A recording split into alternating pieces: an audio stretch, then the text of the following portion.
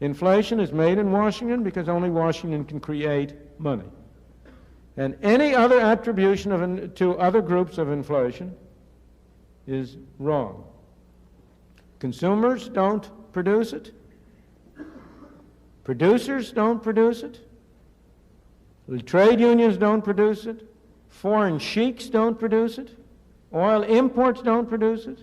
What produces it is too much government spending and too much government creation of money and nothing else. The Super Bowl Sunday. If you're anything like me, you like to be surrounded by a snack or two while watching the big game. You know, when buying snacks for the game, you might have noticed one thing. Sports drinks bottles are smaller. A bag of chips has fewer chips, but they're still charging you just as much. And as an ice cream lover, what makes me the most angry is that ice cream cartons have actually shrunk in size, but not in price. I've had enough of what they call shrinkflation. It's a ripoff. Some companies are trying to pull a fast one by shrinking the products little by little and hoping you won't notice. Give me a break. The American public is tired of being played for suckers. I'm calling on companies to put a stop to this. Let's make sure businesses do the right thing now.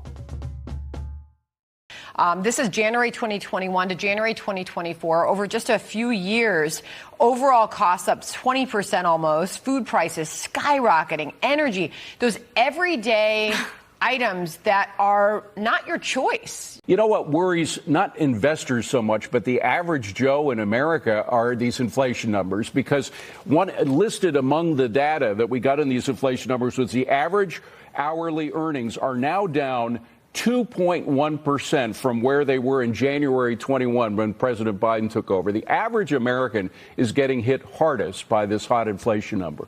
This issue we talked about these beginning of the year price increases is something that drove inflation this time around.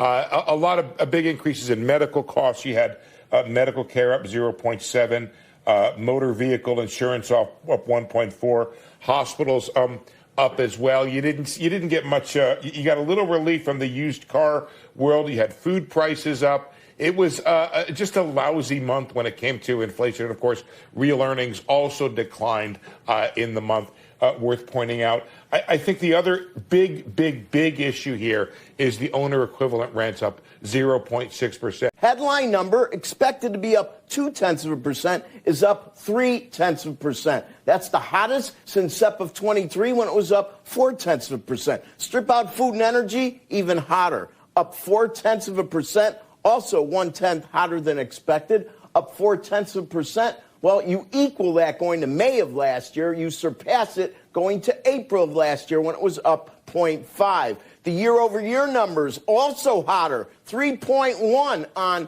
headline year-over-year. But if our prices of food and shelter and insurance, basic costs of living, are stubbornly high and continue to rise, isn't that problematic? You know, the inflation has actually come down by 2/3. You know, if you look at the price of a gallon of milk, a gallon of gas, a dozen eggs, those are all down over the last year. And I expect there's some anomalies in today's report. I assume these aren't the kind of numbers that you guys want to see an increase on the monthly, annualized, and core inflation rates. You know what? I always look at the data picture. Don't overly weight one data point. And the overall picture looks good. You said the economy was in a much different place. Is there any worry that inflation might actually be picking back up and that we could see sort of a... So we have concerns, basically. Look, and you've heard Jared say this from this podium, and many others who are part of our economic team, is that we certainly look at trends. That is something that we do here, and not read too much to data from 1 month. That is how we operate here, and others do as well. But we certainly understand that there's more work to be done to lower costs. That is something that we're aware of, and so.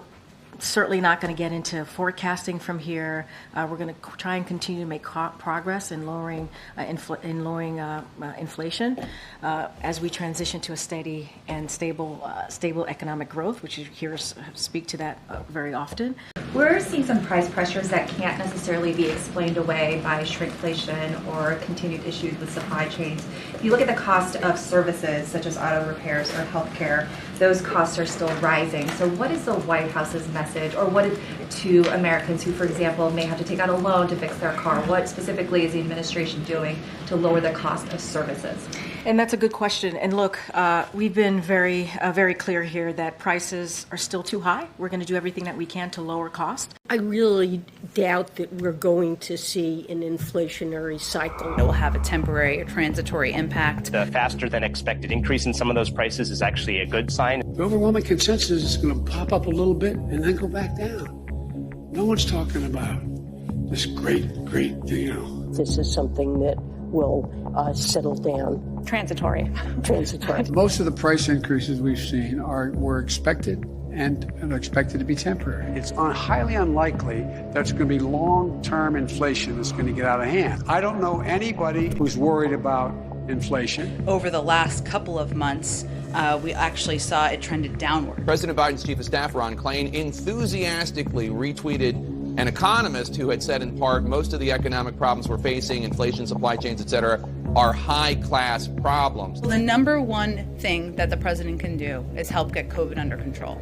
That we know is the root cause of inflation. President Biden this afternoon saying he thinks we're at the peak of the crisis right now and that lower prices are on the way. The inflation has everything to do with the supply chain. Make no mistake, inflation is largely the fault of Putin. If you want to get rid of inflation, the only way to do it is to undo a lot of the Trump tax cuts. Our inflation rates are lower than other nations in the world. The inflation we're seeing is due to the pandemic. When inflation hit a new high last week, the administration and President Biden called the numbers out of date. I just want to say a number. 0. Today, we received news that our economy had 0% inflation. When I hear people talk about inflation, as I heard him there, we have to change that subject. Inflation is a global phenomenon. There's a little article written, you get your connection to. It's called, there's about what's happened with the Snickers bars. Yeah. Snickers bars, you know that candy? Yeah. Well, they haven't raised the price of a Snicker bar. They just took 10% of it out. I think that all government is a waste of taxpayer money.